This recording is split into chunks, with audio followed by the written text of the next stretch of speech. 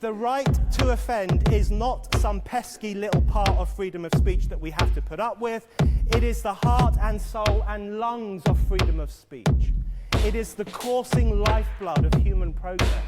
It is the instigator of liberty and modernity and science and understanding.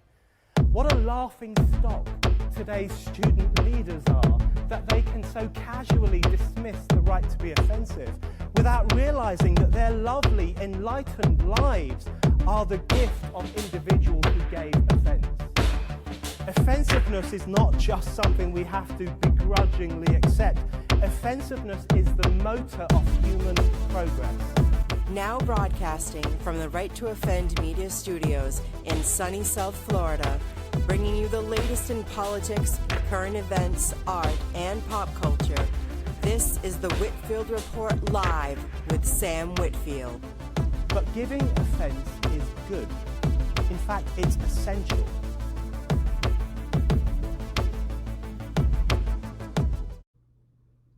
Alrighty, folks, and welcome to the Monday edition of the Whitfield Report. It is that time to start the week, so welcome back to the show, wherever you're listening to this in the past, present, future hour. And my guest today is W.S. Wentworth, who has one of the coolest pen names I think I've seen in a while.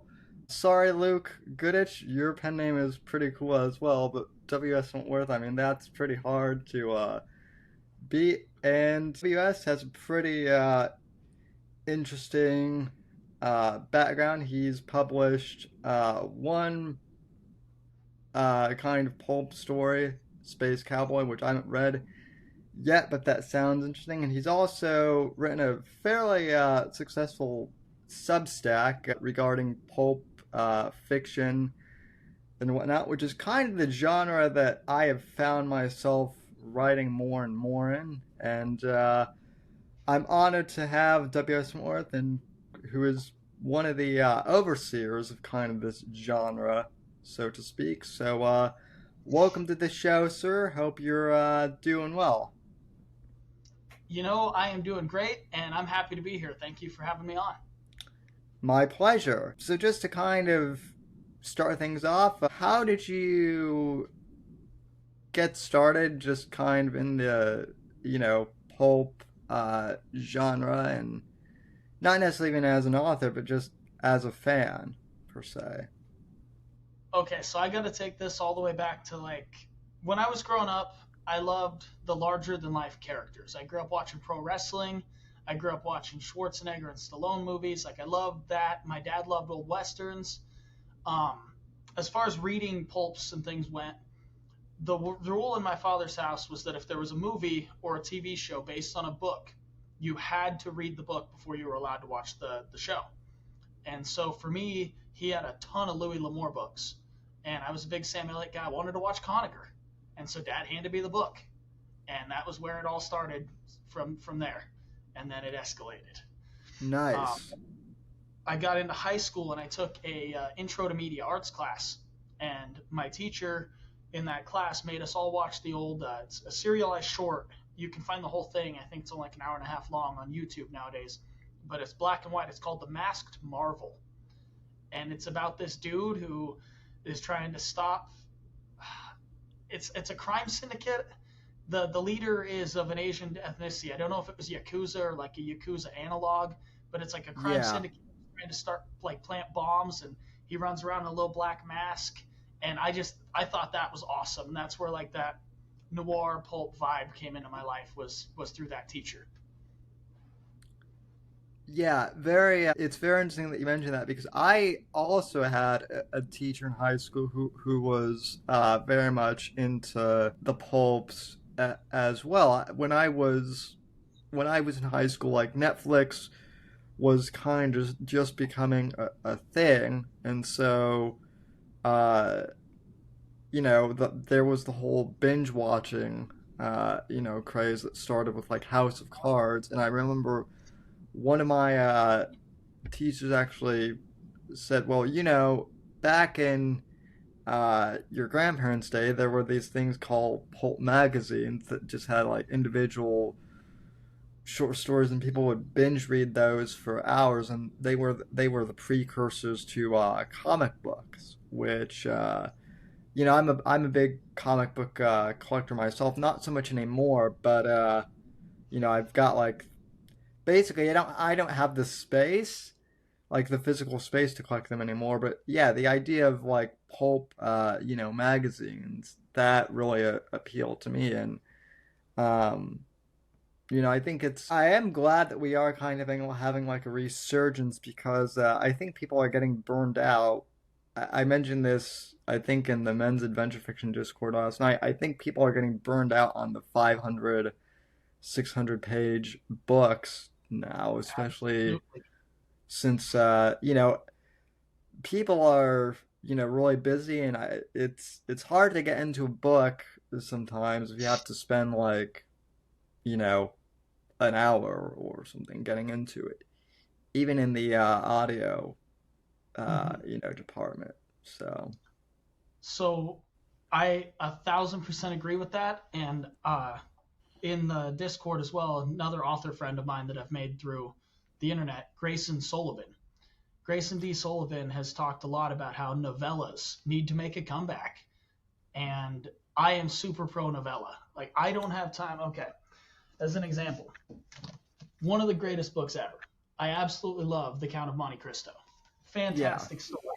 But you take this is a book from an indie author I'm a fan of, Atomic Beasts and Where to Kill Them.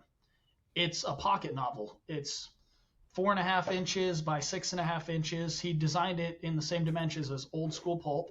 I can lay Michael Moorcock's Curse of the, what is it? Bane of the Black Sword right over top. They fit identically. And that book you can binge read in under 2 hours. You can just sit down, have a whole book read, and it's a great story. All action, no filler. Books need to be more like that, in my opinion. I don't yeah. like overly bloated books that my wife runs a book club, and a lot of the books that she reads, I look at them and they're really, really thick. And I've talked with her about this. I listened to an audiobook of one of the books that she listens to, and it's really popular amongst women right now. It's The Court of Thorns and Roses.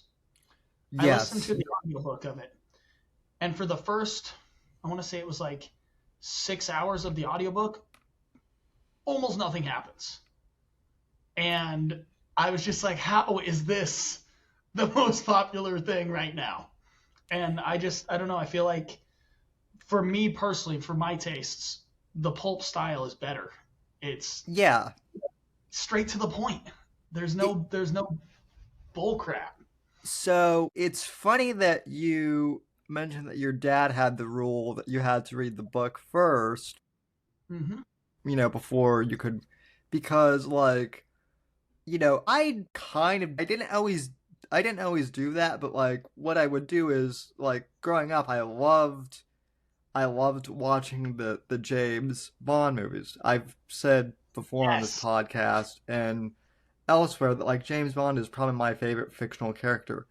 Obviously, I grew up, watching the movies, but once I was a teenager, I got into reading the books and loved those as well. The books are, they're on the longer side of like pulp novels, but you can still read them fairly, fast. I was just thinking, while you were talking how your dad, made you read the books, I'm like, I wonder how WS's dad would feel about the Game of Thrones books, because I watched the show like a lot of other people did, but then I tried to read the I tried to listen to the first audiobook of Game of Thrones, and it was so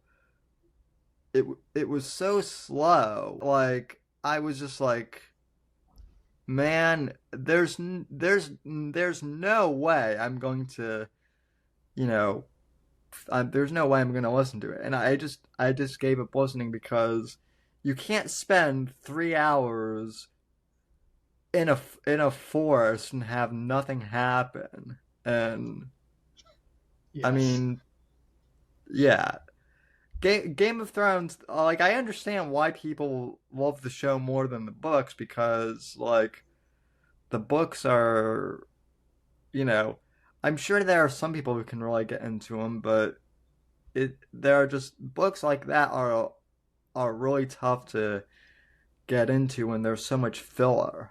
So, Mm. One of the hardest ones of those, you got to read the book for the movie ones for me. I was in third grade when The Fellowship of the Ring came out. And I remember yeah. seeing the trailer and I went, Dad, that movie looks awesome. I want to watch that. And he said, well, son, here you go. And he went over to his bookshelf and he handed me The Fellowship of the Ring. And I saw how thick that book was. I'd never read a book that big in my life. And I was just like, oh, it's one of those. Oh, man. The thing with C.S. Lewis, though, and I've noticed, like, my problem with George R. Martin in particular is he'll spend like 3 hours trying to, like, describe what a forest looks like, or what like a snow-covered mountain, which is fine initially, but it's like I know what like a snowdrift Yep. looks like. You gotta leave some stuff to the artists, to the reader's imagination. So, Yes. it's just like Grayson and I were talking this morning in the Discord too, when we're recording this, and we were talking, like, I love Jack Carr, but I don't need to know, like, what James Reese's kitchen appliances look like in an excruciating detail either. So I was reading about that and I thought that was hilarious. There's taking it too far. Like I yeah, believe one part of the discussion was guns. Do you describe like the make, model, and caliber? And I believe it might have been you, it might have been somebody else, but somebody mentioned that their character had a 357 Smith & Wesson. There's a 357 Magnum Smith & Wesson make, but they only say that once, and then through the rest of the story, it's just the Magnum. And I'm like, that's well stated for me. yeah, I read a series, or I guess I didn't read. I listened to an audiobook series. It was a post-apocalyptic one. I love post-apocalyptic sci-fi stuff, and the more close to real life it is, the better. But my story, I mean, it's got mutant monsters and stuff. It gets a little less real. But in this thing, when they're fighting National Guard guys that have gone rogue, he's describing, the man took his M4A1 rifle and raised it, and I'm just like, okay, we know the National Guard uses the M4. Like, you don't got to say that every single time you describe somebody taking a shot. It's a little too far. yeah. Yeah, no, I mean, and that's the other thing too. Like, if you're not really a gun guy, like I like guns, but I'm not one of these people who is, like, painfully, like, meticulous about them either. If you're like one of those people who loves guns and whatnot, then yeah, that stuff is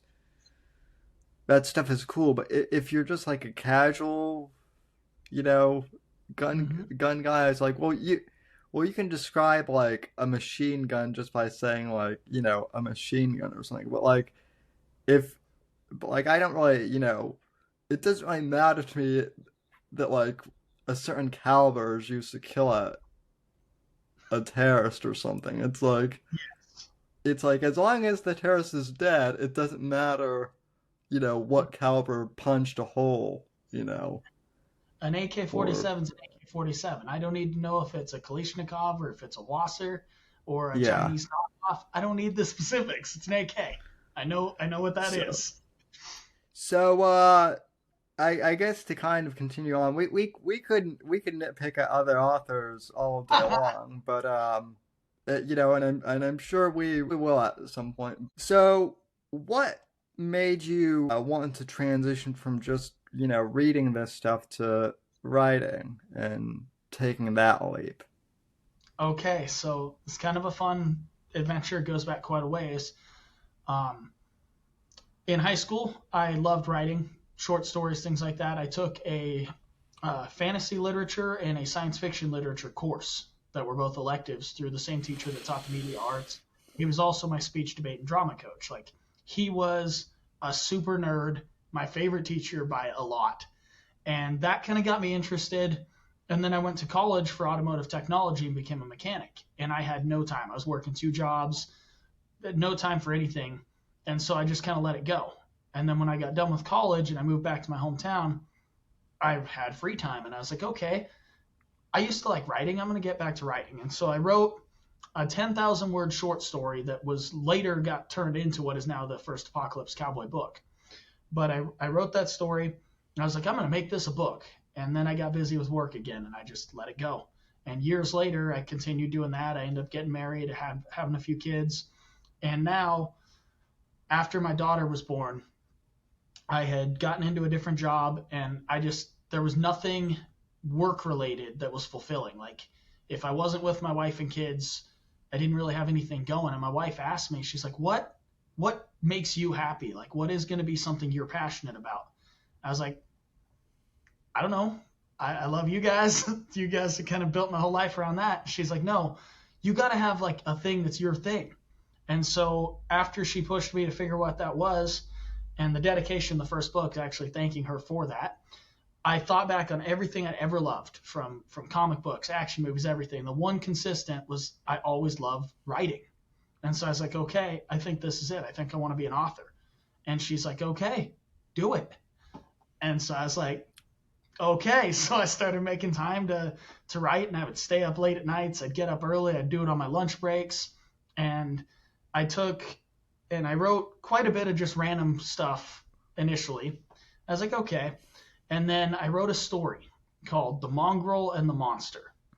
And I'm not going to get too far into the plot, but essentially I wanted a sword and sorcery story, but in the Stone Age. And so I took this character he's a mongrel because he's a half-breed. He's part Neanderthal and part Homo sapien. He doesn't understand that. Those names didn't exist back then, but he knows that his mom's people were much more tribal and animalistic, and his dad's people were much smarter, and they made maps and stuff. And so he kind of goes and finds his own way in the world, and I've got other short stories planned of his adventures, but in this story, he finds an Aztec analog society, and for the first time in his world, he sees a sword, which in that version is a macahuitl, but he sees it, and he's like, you can take a man's head off in one swing. I need that. I'm going to take that. And so he comes up with his plan on how he's going to get into this temple and steal this weapon that they're sacrificing people with. Well, they're sacrificing people to an evil god. Evil god shows up. It's a whole thing. But anyway, that story is the one I sold to Savage Realms, or haven't sold it yet, but I've submitted it to Savage Realms Monthly, and they've accepted it, and that'll get published sometime in the future. So I don't want to spoil too much of the plot. I've had a couple friends read it. Grayson has actually read it, and he was saying in the Discord that I had to make sure I brought it up because Krokar the Mongrel started everything. From there, the Midwinter Witch, which is on my Substack, that is actually the protagonist of that is a descendant of Krokar. And the Order of the Mongrel Sons exists in multiple different stories I've written over.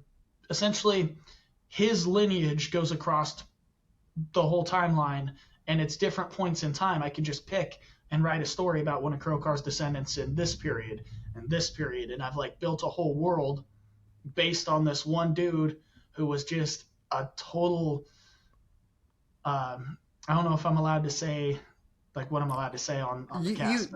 You can curse and swear here. It's fine. Okay, this guy's a badass. He is kicking ass, taking names, yeah. And as was the thing back in the day, he's getting all the women, Conan style. It ends with him getting the babe. Yeah. And throughout the years, he had a lot of different children. He was quite prolific. And so each one of those bloodlines goes and starts branches, and later down the road, his descendants are also great heroes or villains. And that was all that. But going back to the Apocalypse Cowboy one, I'd written the short story. That was awesome. I submitted it. It took like 9 months to hear back on that. So I just that was out in the ether. And I was like, okay, what other things could I do? And I started looking at other short stories I'd written. And I found this one from 2017, Apocalypse Cowboy. And I went, that's pretty cool. And I reread it and I went, I could do something with that. So I fleshed it out and I turned it into a full story. Well, I submitted it to a friend of mine and was like, hey, dude, beta read this for me. Tell me what you think before I go too far with this. And he goes, have you thought about writing it in first person? Because I think it'd be a more fun read in first person. And so I rewrote the whole thing in first person, and sure as hell, it was a way better story. And now that's that, and it ends in a cliffhanger, and I've got a bunch of angry people telling me I need to hurry up, get the second one finished, and that tells me I did something right. Yeah, yeah. That's always great when you make something and then people are like upset that you're not churning stories out fast enough. So Yes. yeah, that's like the best feeling in the world. Well, what's funny is a novella, Shadows of Deception, as a short story, like 10 years ago, now, and it initially was titled differently, and and so that was before I started college. Well, then Okay. once I started college, and this is a bit ironic, so I'm an English major, and my degree is in professional technical communications, which basically involves like a ton of writing, ironically.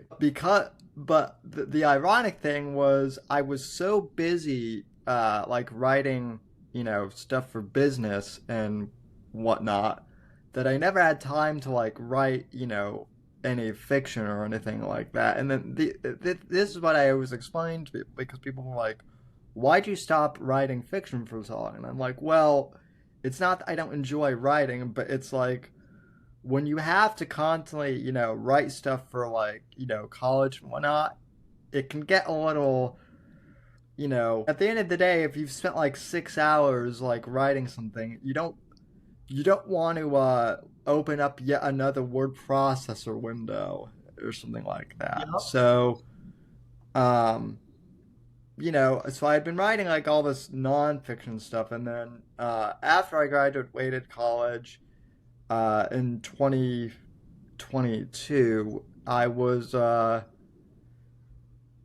started I started my own freelance business. But then I was like, okay, well, what else do I want to do? I've had the podcast for years, and I've already kind of, I wouldn't say conquered that space, but like I've already, established myself there. So what else do I want to do? And someone said, well, why don't you start writing again? And so I went back and I re-examined the first short story, American Instinct, that I wrote, and That's I where still, it comes from. yeah, that's where my publishing in print. So American Instinct, like, I like it because I love it for the fact that like it was my first short story that I wrote when I was 19, but at the same time, like the same reason why I love it is the same reason why I kind of, I wouldn't say hate it, but like I wrote it as like I wrote it as just kind of like a first draft, and then published it, and there were issues. And the other thing was, when I wrote it, it was like I wrote it in 2014, and the world changed so much from when I wrote it, that I was kind of like, I don't really know how to continue. So I basically did like a remake of it, and basically improved, everything I did with Shadows of Deception, and it came out way better. And I wasn't really expecting to sell, that many copies of Shadows of Deception, but it took off like gangbusters. And the other thing that's interesting though too is, um, at first when I was writing this, I'm like, hey, I'm thinking of writing a novel. And one of my friends who wasn't, he's not like big into reading. He's like, man, that's awesome. And like if you like write a novel, like I'll buy a copy to support you, but I probably won't read it. And I'm like, why? And he's like, well, because I work all day and I just don't have time to like read a big novel. And I'm like, well, what if I wrote a novella? What if I wrote it as a novella? Well, what's that? It's it's kind of like a novel, but it's only like 200 pages or something like that. Just the best kind of book. The Yeah, in my opinion, like those are the best books. Well, I don't know if you ever get this question, but like the two questions I always get from people who don't know about novellas is A, wait, those exist? Which I get that question like more than They always yes, they've existed for like close to 80 years. The format has at least. They were called dime store novels back in the day. Yeah. Um, and so like I basically started writing, you know, the Shadows of Deception series like as a pulp series, and it's been great. So so far, and do I have a novel in me? Yeah, maybe at some point, but like so far the pulps are actually selling like gangbusters, so I'm happy with that that. makes me happy to So hear. Like when other indie authors are doing things that, like we talked about at the beginning, the pulp revitalization kind of effort, and they're successful with it, that just brings me so much joy. So the fact that they're selling and your novellas are doing well, I love that. And I'm going to have to get caught up on those. That's awesome. it's well, the other thing too is like at some point that at some point sooner than you might think. I'll have to announce this soon. Actually, by the time people hear this, like people will probably already know. I am going to probably put all my novellas in like a compilation at some point and put them together. And so in that sense, like if you read if you read all the pulp novellas together, it does form one like long novel too. So, and that's how a lot of other pulp authors I met like do their things too. It's like it's a novel just broken into different parts. So That is how I'm doing my Apocalypse Cowboy series as well. So book one yeah, ends on a cliffhanger, but you've got a complete story in there. You've got the bounty hunter that was gonna take the woman and child in, turn him in, get his money, had a change of heart, decided to save him instead. One thing leads to another. He gets betrayed. Next thing you know, he's in prison. Cool. It's a whole story. It's wrapped up tight. It's fun. Book two, okay, he's got to escape prison. It's literally called Slate City Prison Break. It's going to be its own self-contained story, but it also ties in directly to the end of the first book. And I plan to, once I've got 5 or 6 of them together, it'll be long enough to invest in an audiobook. And on my YouTube channel, I have a trailer for the first book, and it was narrated by Moose Matson, who's the official audiobook narrator for Savage Realms Monthly for their audiobooks. And him and I nice. met online, and we chatted, and I sent him a copy of my book when I first published it. Like, hey, man, check this out. Tell me what you think. And he recorded this audio and was like, hey, I recorded this for you. You can use this. Make a trailer, do TikToks, whatever you want to do, but this is my thing I made for your book. And I was like, oh my gosh, that is awesome. Thank you. And I used it for the audio for my trailer. And then I talked with him more about the books and was like, basically, it's kind of a short book. So what are your thoughts on like having you as the narrator? Because I loved your narration on that trailer. And he goes, I would love to. But his advice to me was, because it's shorter, to get like 5 or 6 of them together, because audiobooks don't tend to sell well if they're short. People want the long ones. They want to get their money's worth. So that was Yeah. his there. So for the same reason, I'm going to eventually compile them all into one, and it'll be like the Apocalypse Cowboy Adventures. See that That's very interesting because for each of my novellas, I've done audiobook versions of them, and they've actually sold pretty decently, just as like 3 hour you know. Really? Well, I mean, not they. I mean, to me, they've sold pretty good, but um, I mean, but the other thing is like I have a really good narrator too, who That helps actually, a lot. yeah. Funny thing about that is, so when because I listen to a ton of audiobooks, and in fact, people have told me like, dude, you should get an Audible sponsorship for your podcast because unlike a lot of these other podcasts that use Audible as like a sponsor, you're the only one I know who actually uses Audible There's as like a service. And I'm like, well, I'm looking into that. But anyway, long story short, when I was looking for audiobook narrators, there's this one guy by the name of Doug Green, who is a legend, who I've since found out is like a legendary sports broadcaster on the East Coast. I guess he used to do all the like play-by-play for the Yukon Huskies no. in Connecticut, and I didn't know that, but like he was, and he was top ranked on Audible, and I was like, well, man, he has a great voice, but I can't afford him, really. So I'm like, okay, well, I'll put like a sample of the script out for audition because you can do that on Audible's thing. And lo and behold, he actually like sent an audition himself, and I'm like, no way. That is so So cool.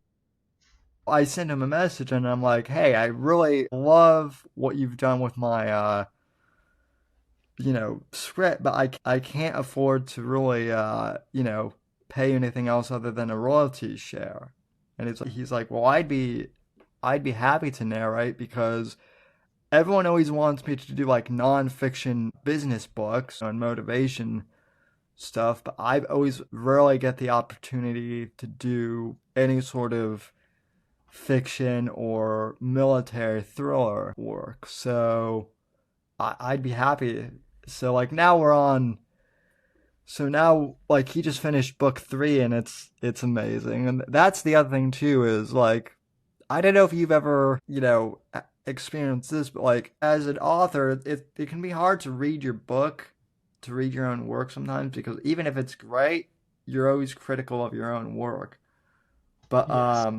like hearing it, it's kind of like you can separate it out a little bit since it's a different medium, and yeah, it's a pretty interesting. I look forward to hearing one of mine in recording. Um, I've thought about doing that with The Midwinter Witch. I published that story on Substack in pieces, like 1,000 word pieces.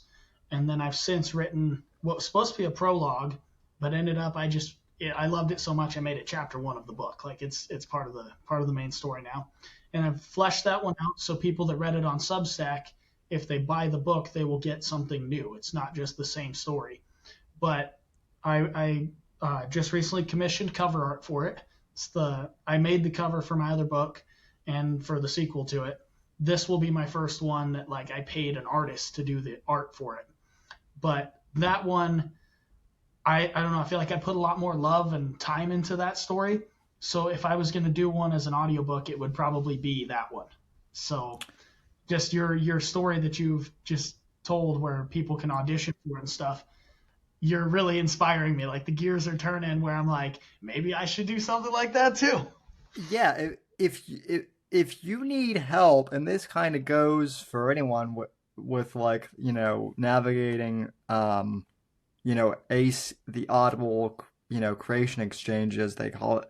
Like I'm happy to help anyone out, although it's fairly straightforward. And like for me, At least I was like, well, why didn't I do this before? This is really, but yeah. So actually, talk a little bit about like you started a Substack as well. So what has been like writing, about like pulp, reviews and also writing pulp fiction on Substack?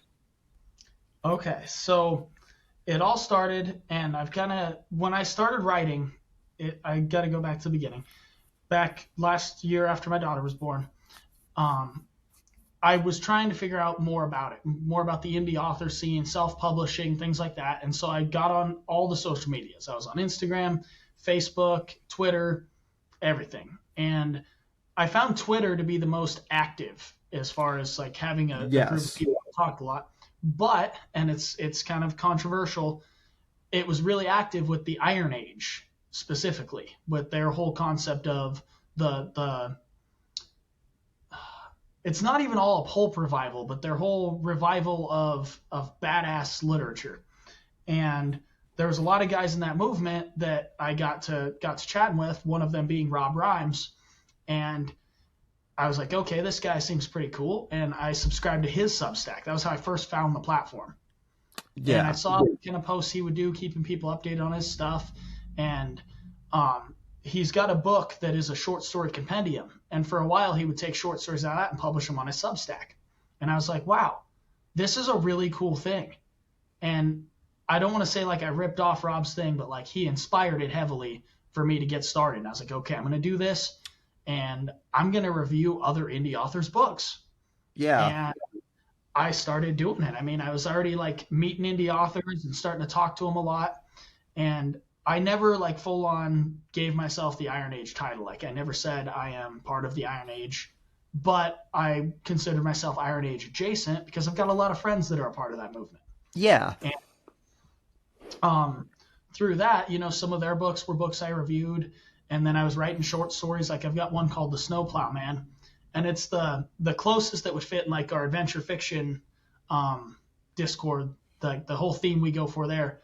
And that one's about like this badass old man who is plowing snow on a hard winter night and sees a van off the road and goes to see if he can help. And there's some girls tied up in there, and he finds out they're being trafficked and gets them safely into town and finds the guys that were trafficking them, that when the van went off the road, they basically caught a ride into town and just went to the diner and left the girls in the van. So he gets the girls to safety and goes in and has a rumble with the guys in the diner. And that's a whole thing. But it's like, I don't know. I found the short stories to be really fun. And then Anvil Magazine would put out like a photo prompt, and they'd be like, here's your prompt for the week. And there was one that was like this cyborg looking woman.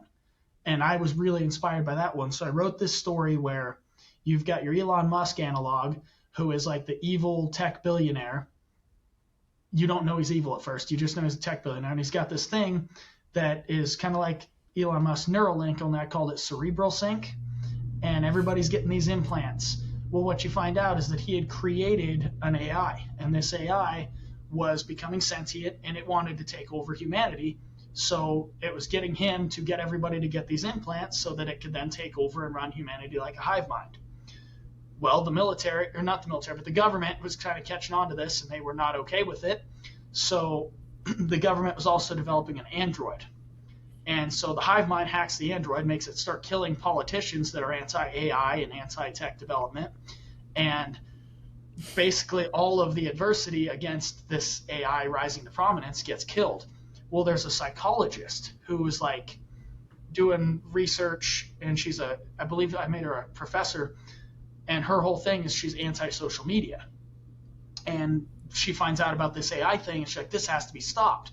And she ends up being the one that like stops the android. And it was just a really cool thing, but like little things would inspire me to write these stories, and I'd put those on there too. And then the Substack just started building. Well, I wanted to keep people's attention, which is how the Midwinter Witch came to be, where I was like, okay, I'm going to do this in like 1,000 words a week. I'm just going to drop these stories. And that got people to start noticing.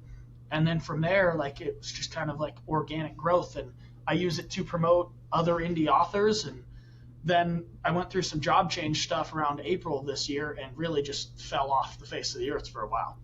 And I am going to be getting more more reinvested in it going forward, because not only have I started writing again, but through Nathaniel Hummel specifically and his web series, I have been inspired to like do more, and I want to start using my YouTube channel.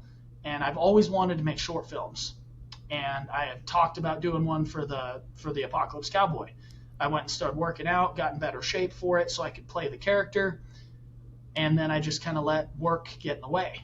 Well, one of my projects this weekend, and listeners that are just listening won't be able to see this, but I actually took, and the main character of that book of the Apocalypse Cowboy uses a short-handled shovel as an axe. I put a spade shovel in the axe handle. I created the weapon in real life as a prop for the short film. And so it'll be more active soon, the Substack. Awesome. Yeah, so what is it actually, I think you might have already answered the question, but what is kind of your take on AI and, social media? I'm pro AI all the way. Yeah. Super controversial, and a lot of people, I actually had people in like the Iron Age movement criticize my first book, The Misplaced Faith, because the cover uses some AI art. And what I had to explain to people, and I have even posted about it on my Substack, one of the Fresh Forge News ones goes into detail about it. On the cover of that book, there's a cowboy, green duster jacket, gas mask, cowboy hat, holding a gun out. That's me. Yeah. I have the costume. I wore the costume. My wife took a bunch of photos. I uploaded the photo into, I believe it was Night Cafe AI art generator, and had it convert my photograph into an oil painting. Yeah. But it's me. It's legitimately my photograph converted. But people were still like, you used AI art, ban this book. I'm like, dude, screw you. Yeah. Thank you for saying I'm kind of in the same I'm kind of in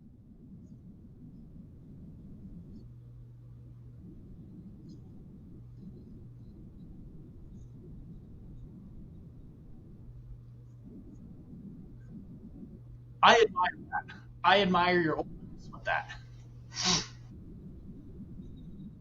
You're not actually writing. It's the AI who's doing the writing, and I'm like, okay, then. Well, like, and I try and point out people, I'm like, because what I literally do for like a lot of stories is, so just kind of backtrack a bit. So while I was in college,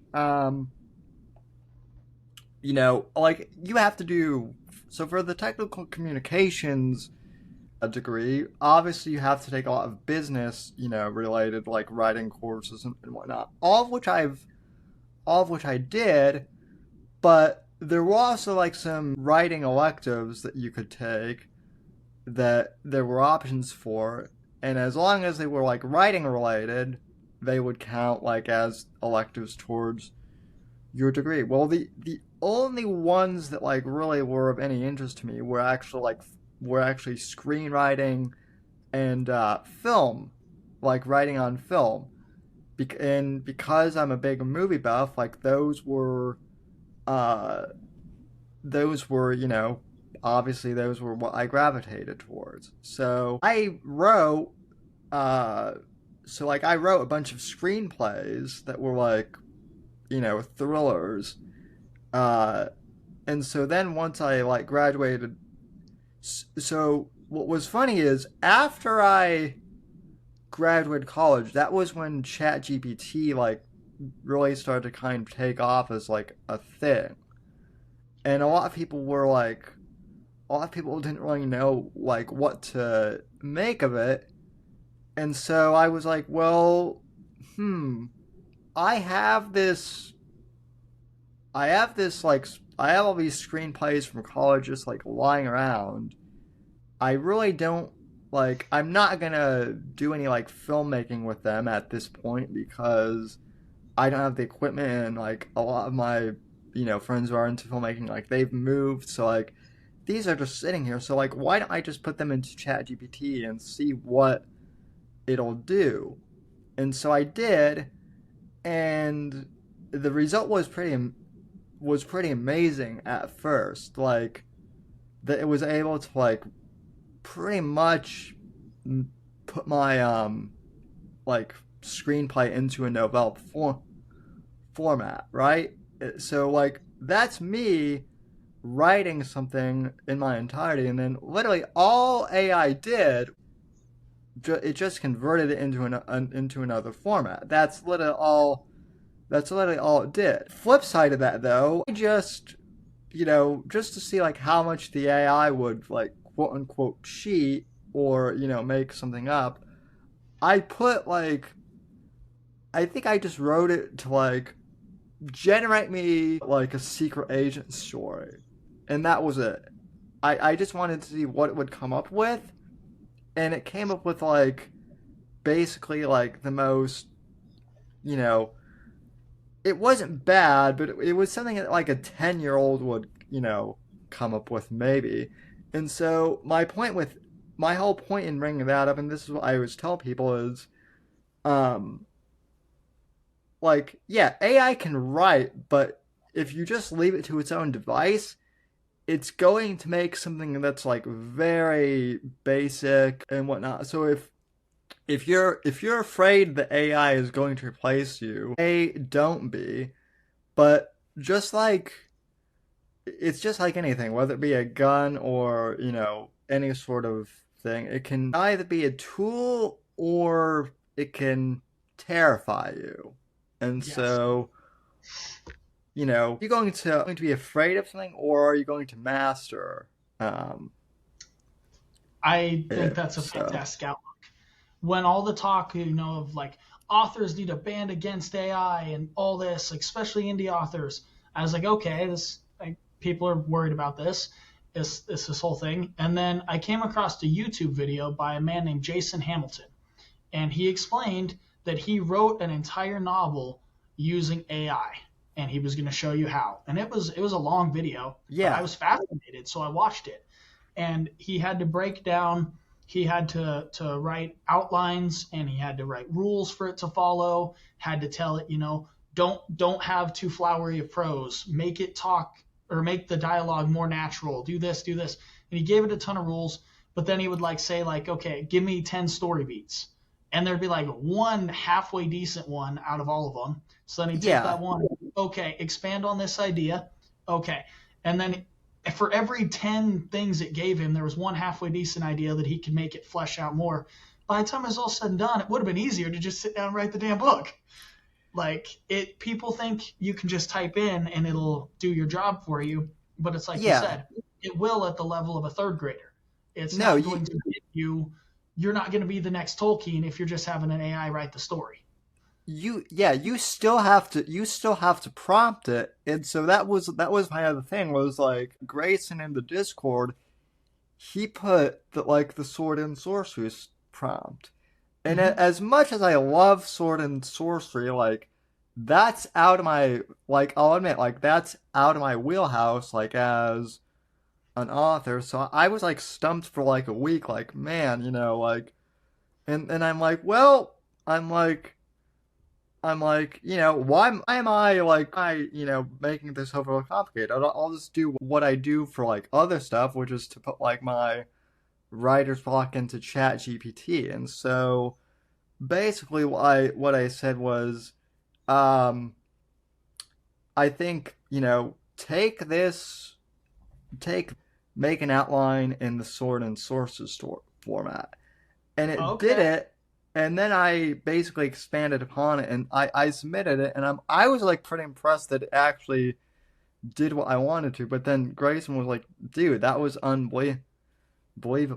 So yeah, again, it's a thing of like, utilizing tools to you know, make, to be more creative instead of uh and I mean I think the big problem with the indie author community, I'm not saying that this is true across the board, but what I've noticed is a lot of the fear around AI is, I think there are a lot of indie authors who they don't understand they don't fully understand AI. So therefore, and I can kind of understand why. I think a lot of them grew up. I think a lot of them grew up in the '80s, watching the Terminator, and Skynet. and because of that, and I'm not saying anything bad against Terminator fans. I love that film, but I think they see AI and they think, some of them literally think Skynet is here. It's like, well, if Skynet is here, we have a lot more to worry about than AI, stealing like I do have my own concerns with AI, but it's not about the writing community. My concern is what happens if AI gets like becomes sentient and then Yeah. um you know decides to hack like the nuclear missile codes Mhm. that's what I'm worried about. I could care less if AI is stealing my Stealing is your quote story. unquote yeah. So Yeah. That was kind of the aspect I took when I wrote my evil AI story. Is like, okay, the military developed android techs, and they had warrior robot people, and the AI hacked those. That was the angle I took. Is like, it can be scary if it is used in a militarized application, but like you said, it's stealing stories or jobs from indie authors just doesn't worry me. Can I well ask a quick intermission real quick? Can I step yeah, away for a minute? Okay, sure. I will be back shortly. All right. Alrighty, and we're back, folks. So, yeah, it's interesting that you mention people's fears of AI in the indie author community because, I had a similar experience. So, back when podcasting first became a thing, there was a fear largely around podcasting in among those who were doing terrestrial radio, that like podcasting would kill radio. And in a sense, it did. But the reason why I think podcasting killed like terrestrial talk radio was because basically corporatization killed radio in and of itself. Like from the time that I was a teenager, I always wanted to be in radio, but the problem was um, there were like all these restrictions, like to even get into radio.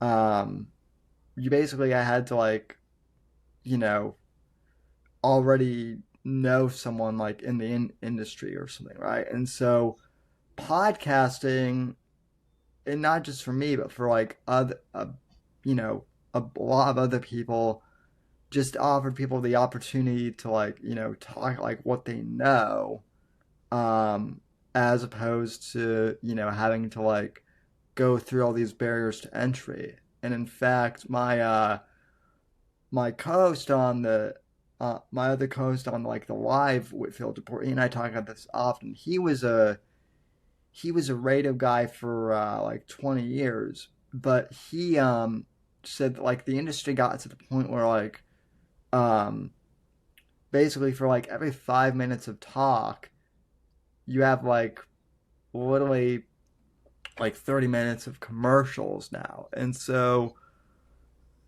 really like and really you can't talk anything on radio anymore, so because like everything is is considered so controversial now Mhm. that like all the stations care about is like earning the ad revenue, and that's it. So, and basically, like I think the same thing is kind of happening with like a lot of the big book publishers too. I think book publishing in and of itself is changing so much. Like if you can get published, good for you. But like I've just heard so many um, horror stories of people like trying to get into publishing and they either get outright rejected, or if they get accepted, they end up with like a horrible,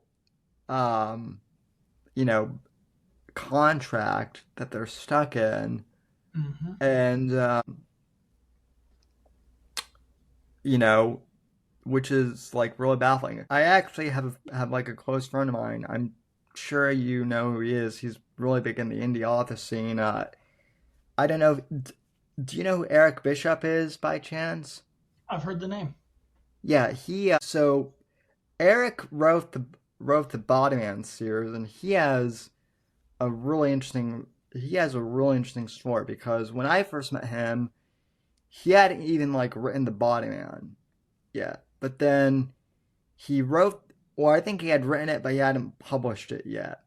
And so when I met him, he was getting ready to get the Bodyman published. And when I first interviewed him on my podcast, he had submitted the Bodyman, and it had gotten accepted by one of the smaller indie,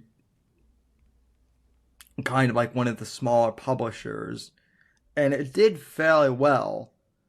But then when he went to write the sequel to the Bodyman, Breach of Trust, which I actually have a copy of that right here, the publisher didn't want it. They liked the Bodyman, but they didn't like Breach of Trust, which was weird because like he had already set up like the narrative that Breach of Trust was going to happen. So they outright rejected it, and so he was like, well, I'm not sure what to do. So long story short, the publisher that he was with, they went out of business, and he got the rights back to the Bodyman.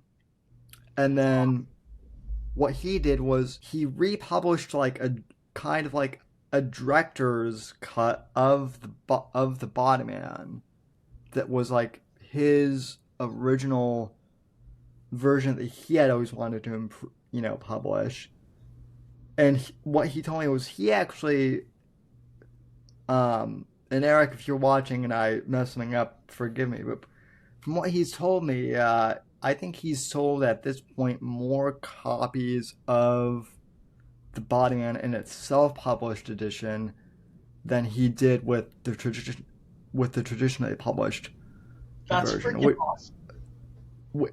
Which is fascinating. But even more than that, he also told me, and I've heard this from other authors as well, even if you get a publishing contract now, you have to do the same amount of work as an author in terms of like promotion and, getting the book out there that you would have to do in the author. It's not like, unless you're someone with Stephen King, it's not like you can disappear into the wilderness for X amount of months and then just write your book and, then have your publishing agent do all the press for you. That's not how it works anymore. So, like, authors, no matter if you're in, traditional publishing or indie publishing, like, you have to do all the work now, which is kind of, that's fascinating because, like, in my opinion, it's almost like there's really no benefit to doing, traditional publishing anymore if you have to do the same amount of work. Absolutely. Maybe at best you might get your books on a few shelves, but like even that is iffy because like everyone I know, just if they buy books from a bookstore, they're either used or like most new books that people buy, they buy them off Amazon anyway now, even if they're like from the big publishers. So Agreed. And one thing that I think is kind of interesting with that is you mentioned they will have to do the same amount of work if it's self-published or if it's professionally published. yeah. And through the big publishing houses, some of the stuff that I've read about and see the experiences I've seen people talk about having is like, okay, they do this, but then they have to do all their own advertising. They have to do all this different stuff they're contractually obligated to do. It's like you said, they're doing as much or more work, and they're pocketing less of the money. I mean, it just is. It's an interesting thing. And the other thing that I think is interesting about indie books versus mainstream publishing books, and this is something I've seen criticized a lot in the indie community, mainstream books, the covers, they're not interesting anymore. It's just random objects and some pretty font. And I've got a couple of cool indie books I can grab off the shelf real quick that have covers that actually grab your attention. And you look at something like Morona Grant and The Lost Tomb of Golgotha. The author is an artist, and she did some incredible art for this cover. And it's an incredible adventure story. And then you look at like Rob's newest book, Devil Killer Fenric. You've got a lot going on. You've got the tentacles, you've got the sword, you've got the bodies falling through the water, the barbarian guy. There is so much that goes into an indie cover that you look at a mainstream cover and it just does not have that same feeling. Yeah, let me see if I can. I might have to take my headphones off here to reach it, but so as kind of proof of your example, so my latest novella, The Dogs of War, I might have to I have to turn off the portrait mode here. Yeah, my latest novella, The Dogs of War, like that is epic. Yeah, that I've been told by people that like people have actually bought this for the cover alone. They haven't even like I actually have a friend. He's like, I bought this for, and I'm like, well, have you read the book? He's like, no, I can't get past the cover. It looks, but yeah, like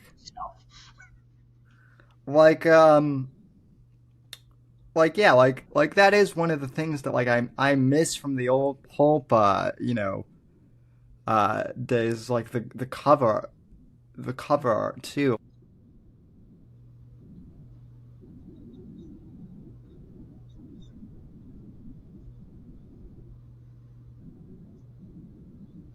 That's literally what we do.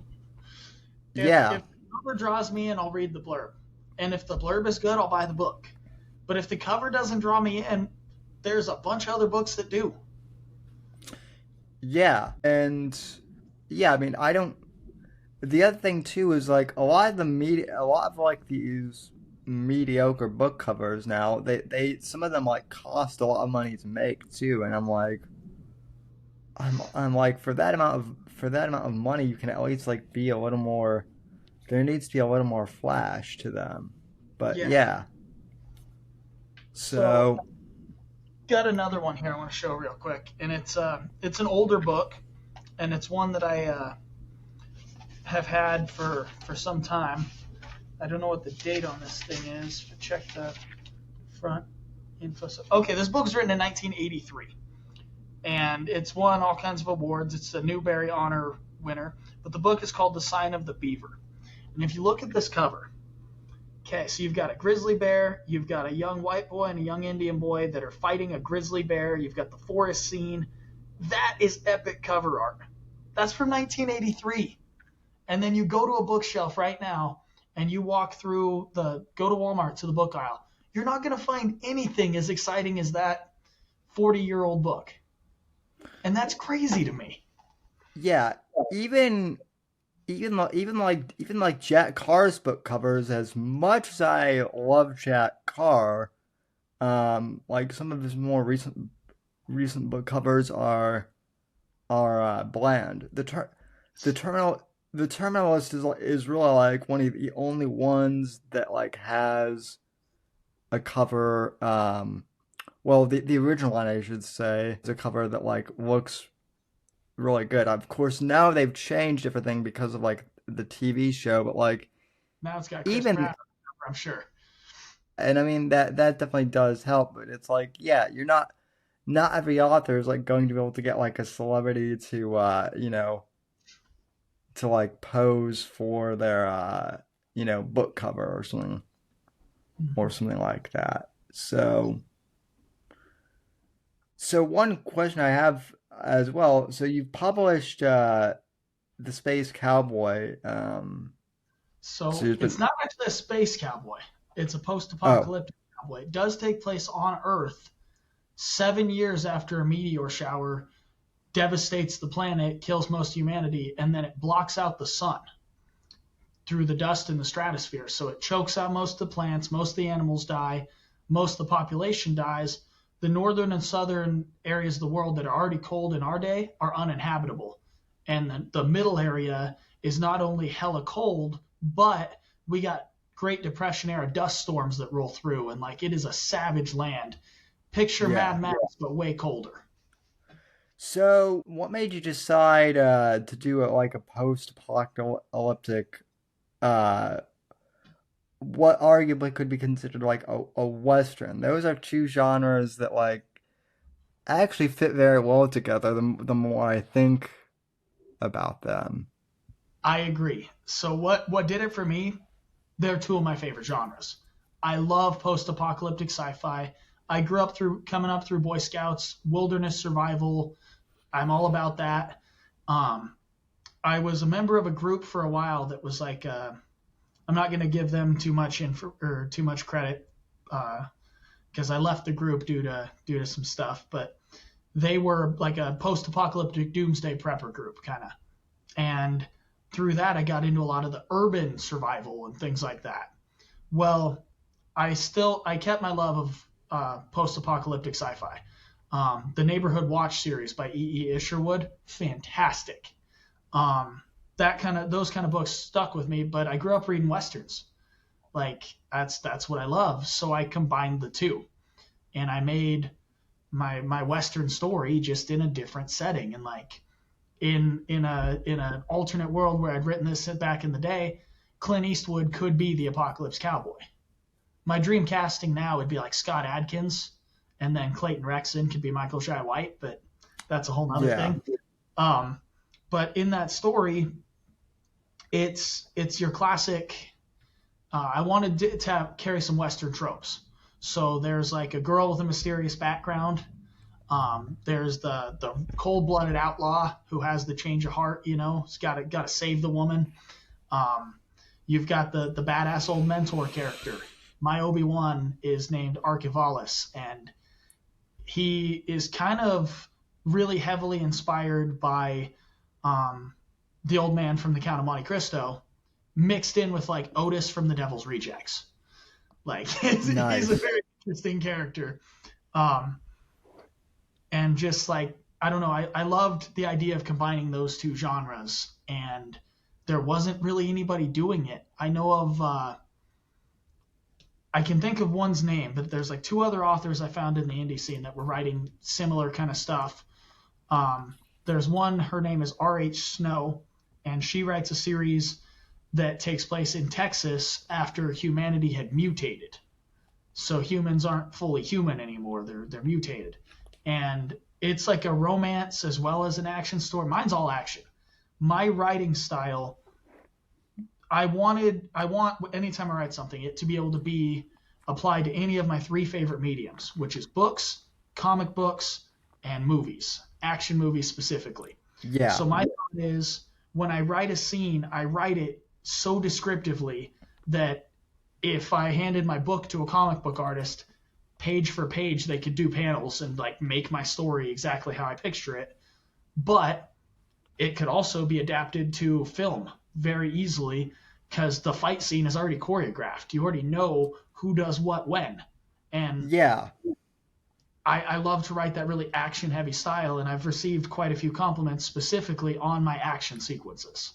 And so Yeah, that I actually had an indie actress recently tell me that like that one of my books should be made into like a film, and that was like one of the greatest compliments I think I've ever received on one of my books. So I mean, I think the other thing too is like one of my big problems with kind of like the film industry now too is like there are so many like I'm not saying that like serious films aren't good, but it's like even the last few James Bond movies, there's been like I don't mind grit and I don't mind um like realism, but not everything has to be like really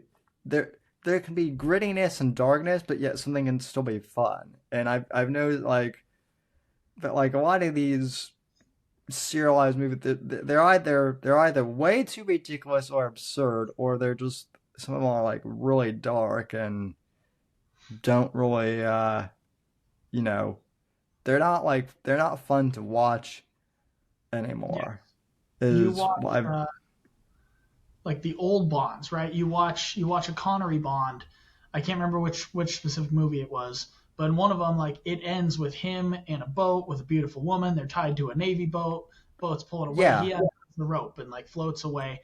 You feel so good at the end of that movie, but then you watch Daniel Craig's first one, the Casino Royale, and he gets his balls crushed with that big knotted rope, and then the girl dies. Like everything sucks in his life at the end of that movie, Which and you don't get that good feeling you got from Connery. the okay, so Casino Royale, I have to say that like Casino Royale, that is probably my favorite Bond movie of the Craig series because it is kind of a shot for shot, telling of the original Fleming novel, which is great. My biggest problem the Craig films is you get Casino Royale, which is Bond's origin story, okay? I and then you get Quantum of Solace, which is still kind of his origin story, and I can kind of buy that. But then in Skyfall, and no one brings this up, but Skyfall is a great film, but so we go from Bond's origin story to then in Skyfall, Bond's like an old man who's having an identity crisis as to whether or not he should retire. And as a film critic, I've actually written about this. Like that's my biggest problem with the Craig era is it feels like even though he's James Bond, we never get to see Craig as 007 proper. He's either in this weird he's either in his origin story, which is fine, or he's in this weird kind of like identity crisis place, which is not that's not what I want to see when I go to see a James Bond Yes. film. Like I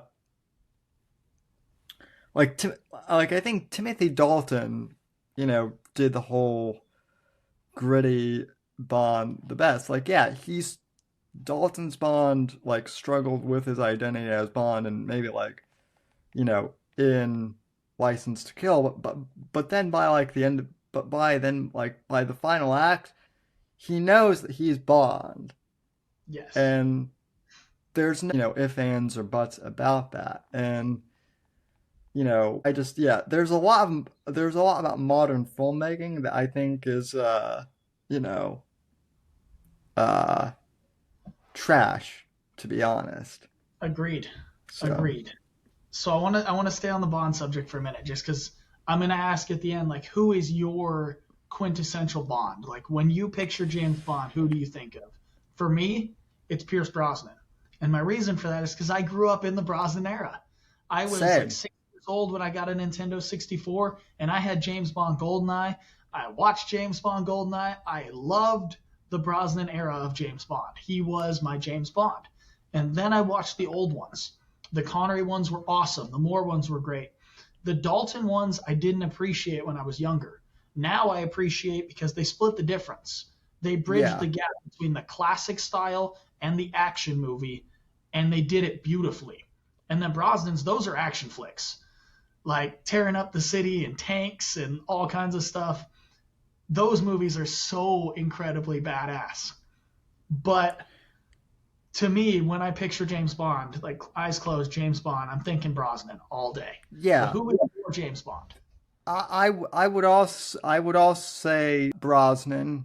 Although as I've gotten older, like I do appreciate Connery more and more. People are like, why don't you like Roger Moore? I do like Roger Moore. My only problem with Roger Moore is that like Roger Moore's run started off strong, but then he basically became like British Hugh Hefner, which is like Awkward? yeah, I mean yeah.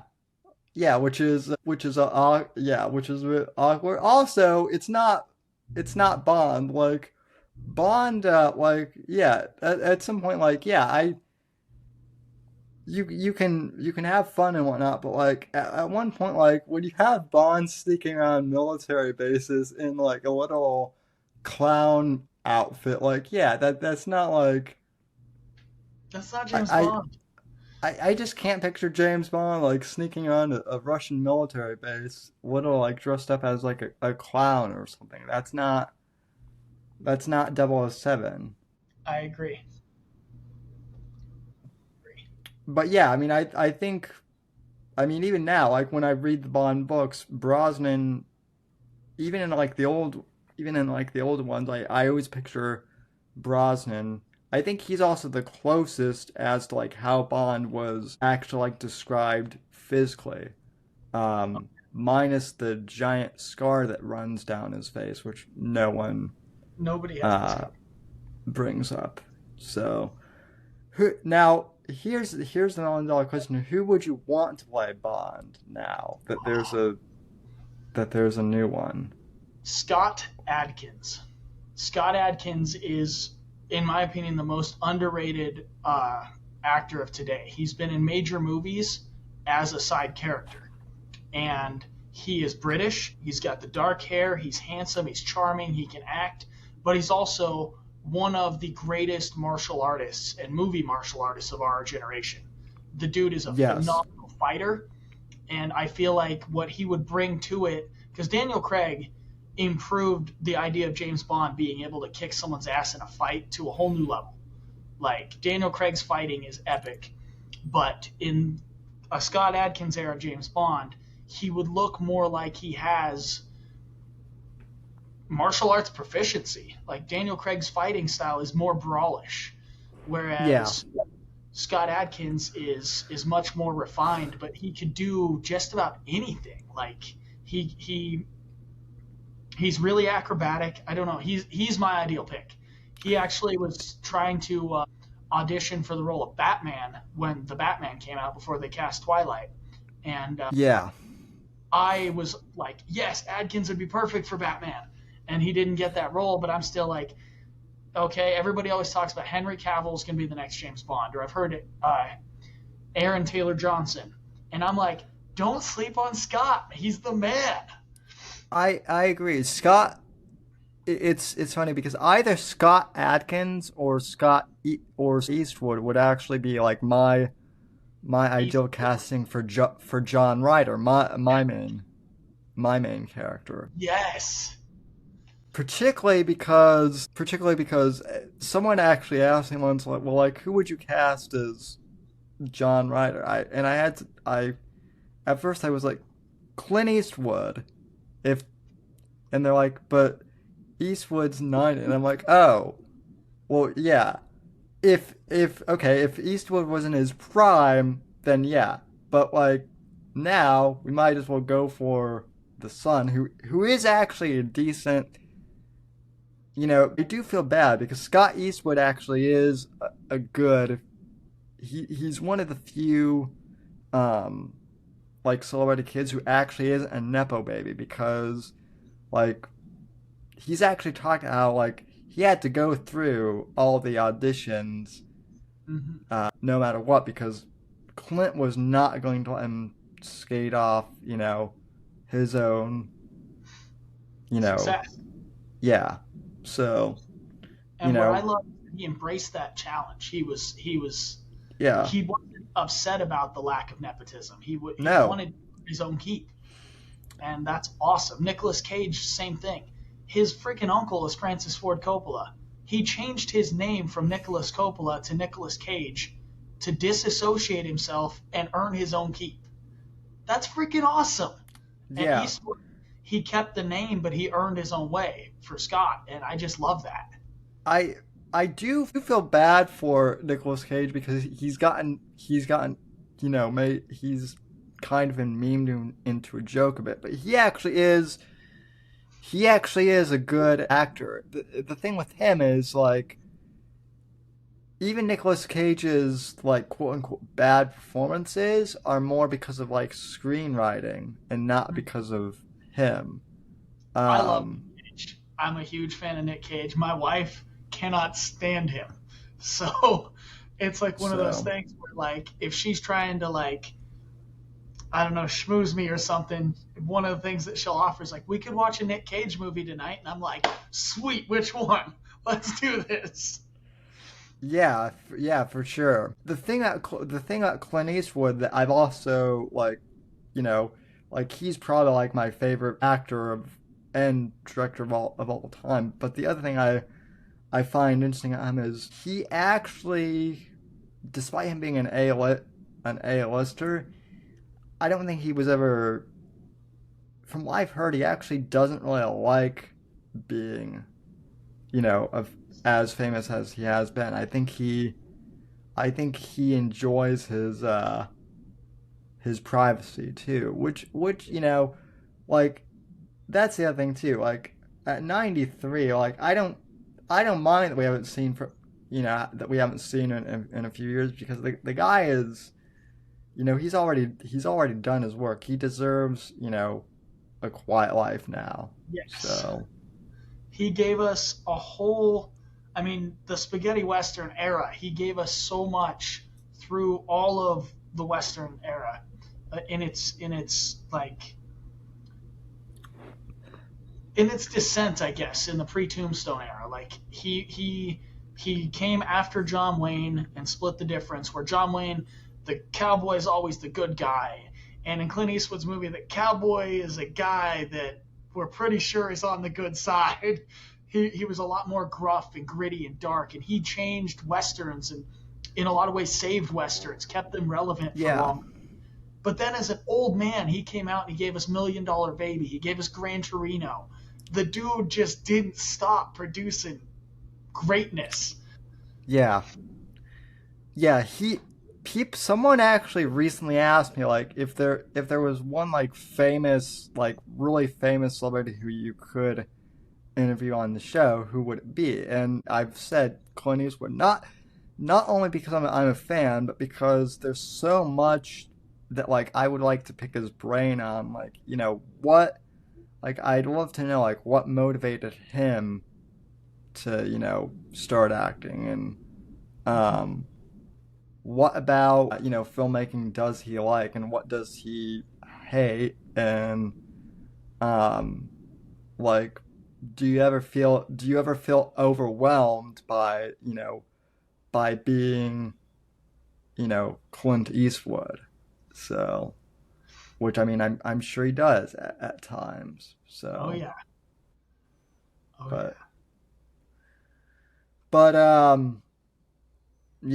like I said, I knew we would go off on a tangent about, Hollywood some more. But Yes. Anyway, well, to kind of wrap this thing up, what are your projects? What are we looking at next in terms of your projects coming out? And what are your plans for the future? So I have the Midwinter Witch. Like I said, I got the cover art. I've written the book. Basically, what I've got to finish doing is the formatting, and I want to write an appendix because there's a lot of information to keep track of. And once I get that done, realistically, my goal is probably by the end of October, before Halloween, that book will be ready and it'll be live. Then I will go.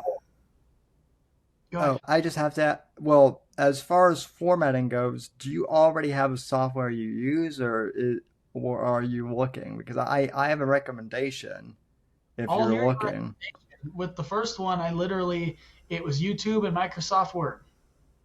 So I can actually save you some money because Microsoft Word is ungodly expensive now. This is not sponsored at all, just for the folks listening. But I use a software called Atticus .io, which basically it's 140. I think it's like $145, but you buy it once and you can literally use it on your computer, no matter which one you have. You can use it on your tablet, format your book as well, and it's a really good tool. So someone turned me on to it last year, and someone got it to me for Christmas, and I've loved it. So it's a great software. So Okay, I'm gonna have to look into that. That's exciting, because it yeah, was a whole lot of YouTube.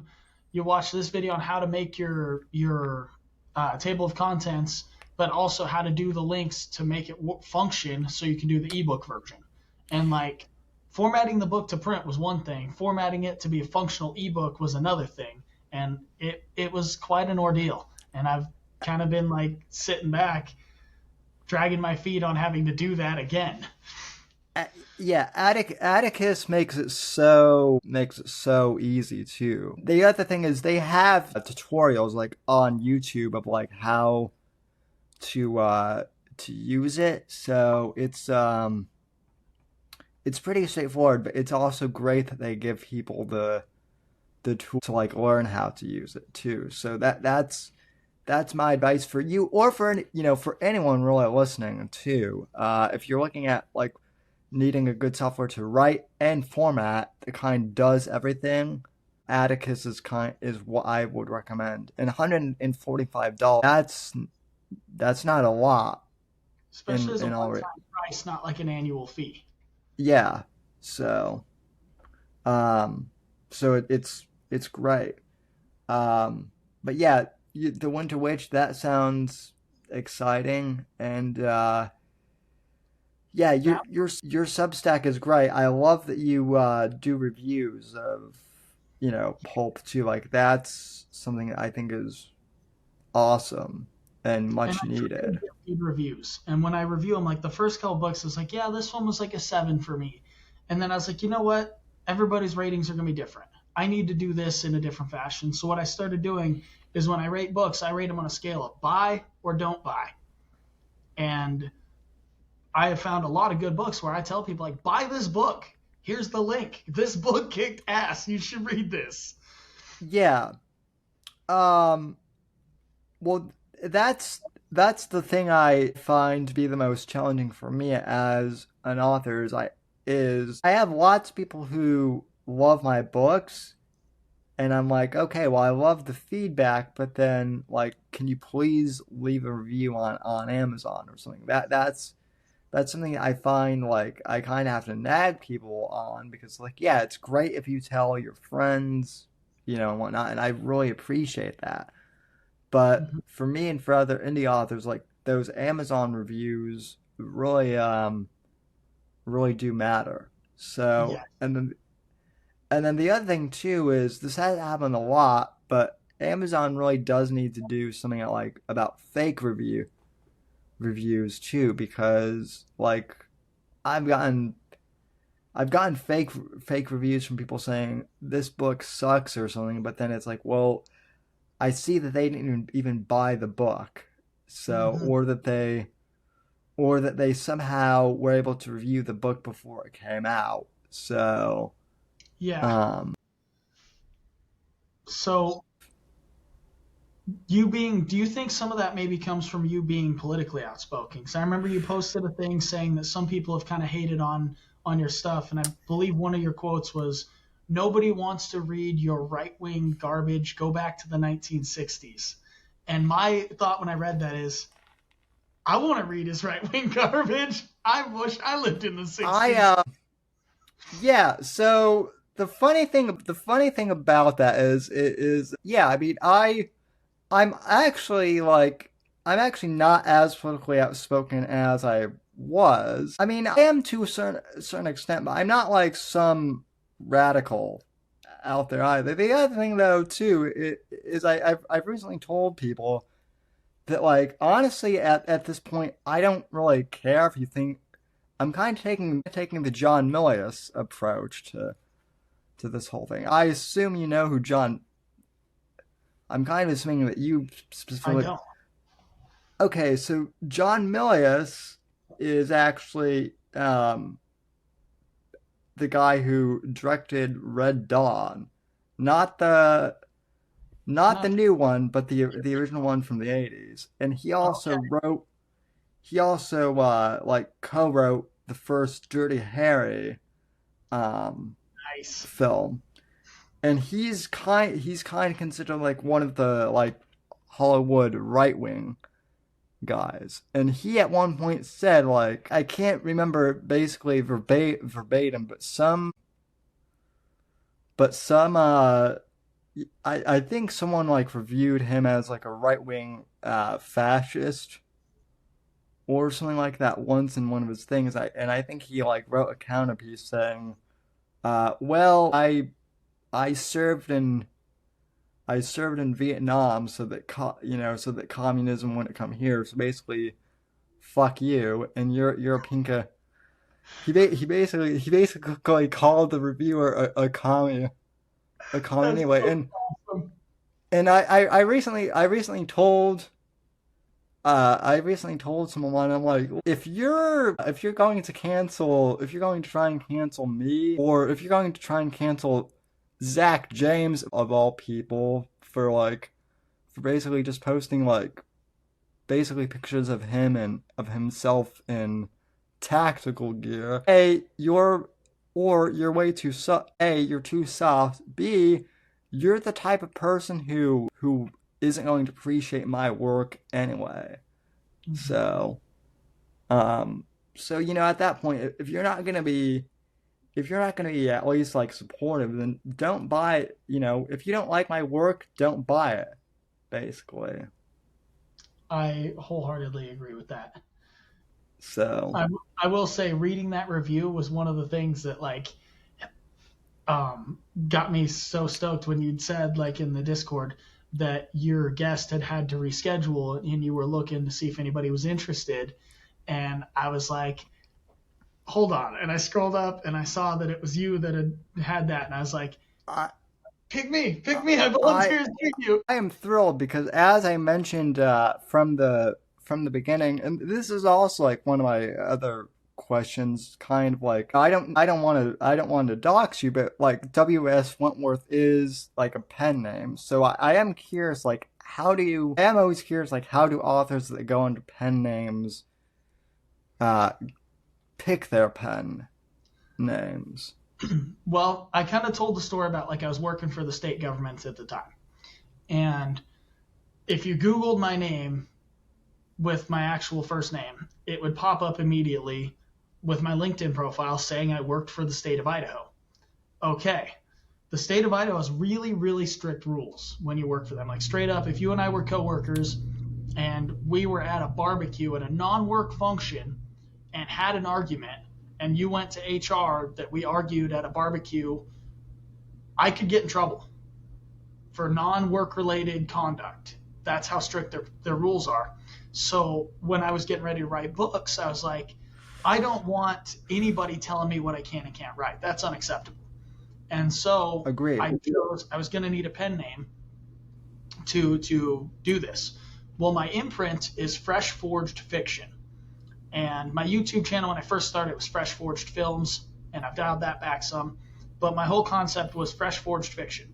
I've got a book on top of an anvil as my logo, and I wanted to stick with that name. So I was like, okay, I need it. I need a cool name. And so I was thinking about stuff, and my wife suggested Wordsmith. And I immediately picturing Wordsmith, I had this like image of like a medieval blacksmith hammering out an eldritch tome and runes floating in the air. And it was like this really cool mental image that I got. And I was like, that's the one. I need that. And then I shortened Wordsmith down to WS, and then Wentworth is my actual last name. Yeah, yeah. I mean, I think Luke Goodrich has the best pen name because it's just LS. Goodrich, like that's his actual name. I actually tried SG Whitfield for a bit, but then people were like, "Nah, you sound like a British aristocrat with that name, and you're too American." So I just used Sam Whitfield, which sounds like I've been told that sounds like a good author name just in and of itself. So, but I actually tried my first and middle name as my author name initially. When I Googled that, there was a film producer.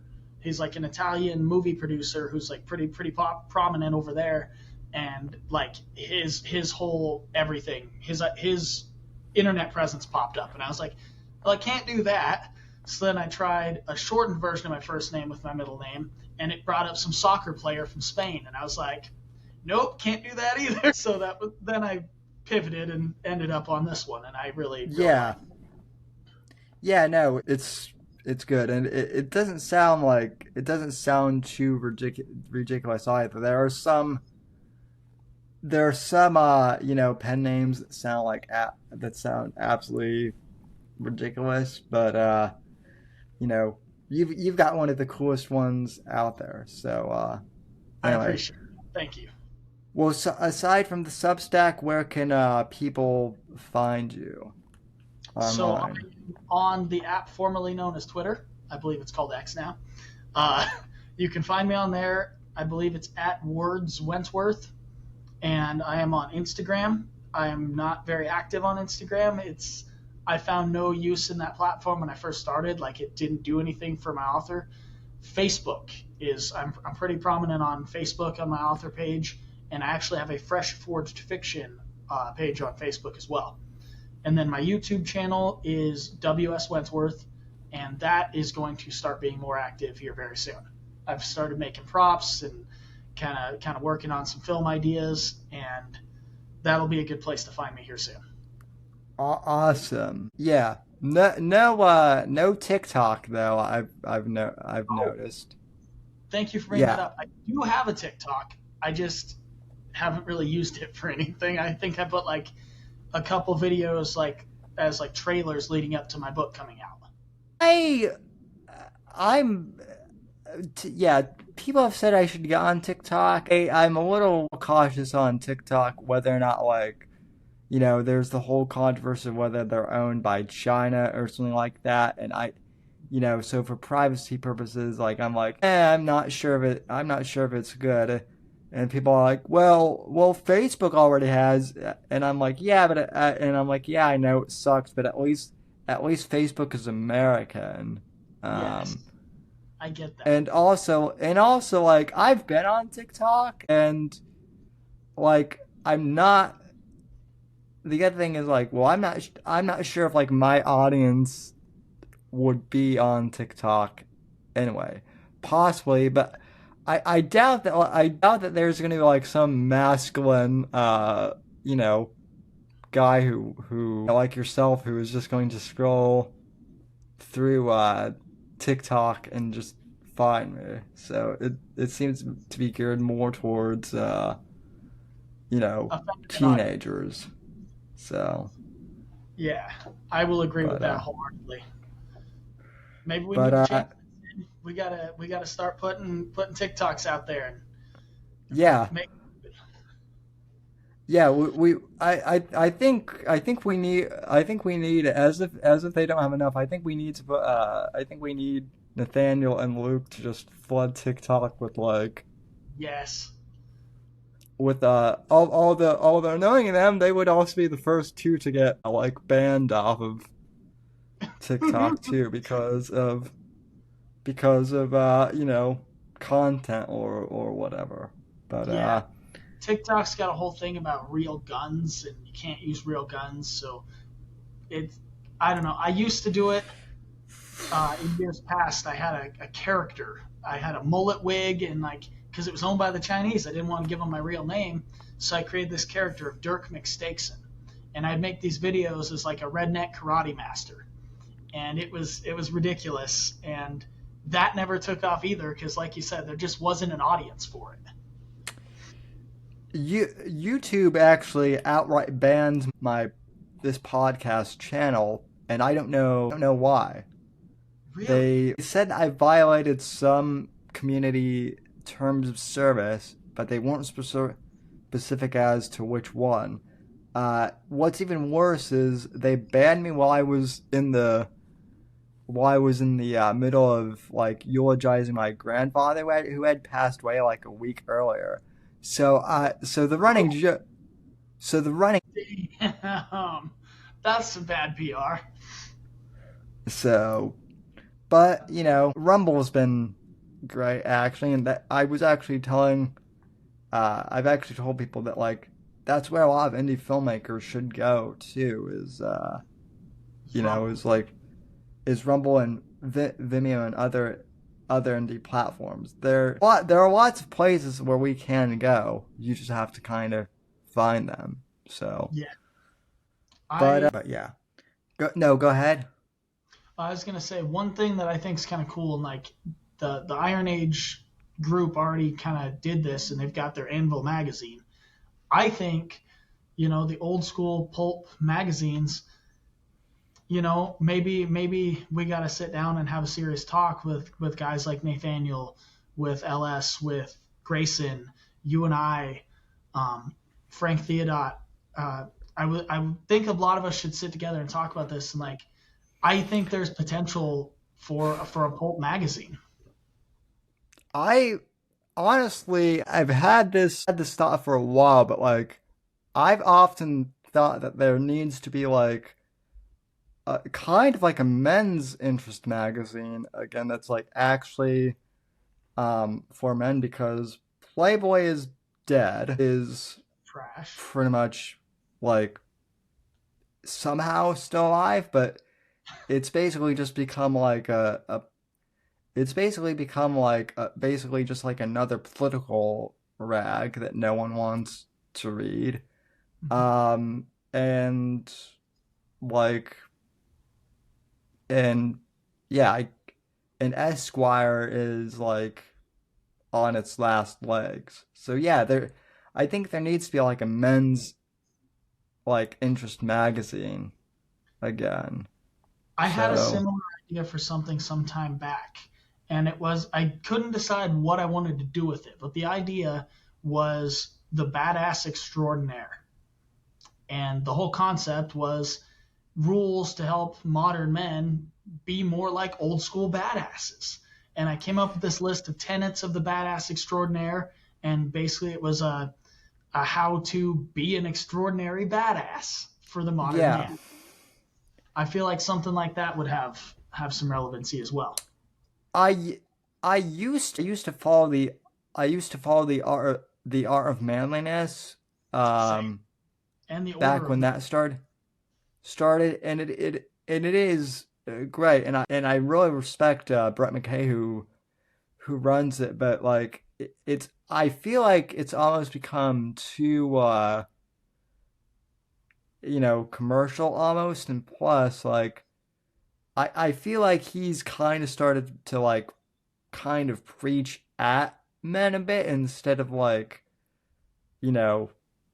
like advising. Specifically, like he has this whole thing at like how actual men shouldn't play video games, and I'm kind of like, well, I wouldn't say I'd be saying that to some of my friends who are very masculine men, but actually work in the gaming industry.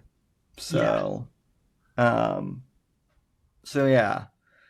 But anyway, no, I think that's a great idea, and who knows, if you've listened this far, you could potentially be watching the origins of a potential plan. But definitely something we'll have to discuss further. Yeah, but anyway, yes, thank you for coming on, and ladies and gentlemen, thanks for listening to the show, and we'll talk down the road. Thanks. The right to offend is not some pesky little part of freedom of speech that we have to put up with. It is the heart and soul and lungs of freedom of speech. It is the coursing lifeblood of human progress. It is the instigator of liberty and modernity and science and understanding. What a laughing stock today's student leaders are, that they can so casually dismiss the right to be offensive without realizing that their lovely, enlightened lives are the gift of individuals who gave offense. Offensiveness is not just something we have to begrudgingly accept. Offensiveness is the motor of human progress. Thank you for watching the Whitfield Report live on the Right to Offend Media Network. Make sure to check out Sam's books on Amazon, Audible, and Kindle. You can follow Sam on X at SamW_NGC and the Right to Offend Media Network at RTO Media. Like, comment, subscribe, and share with your friends. And until next time, God bless, God save this great nation. God, freedom, legacy, in that order.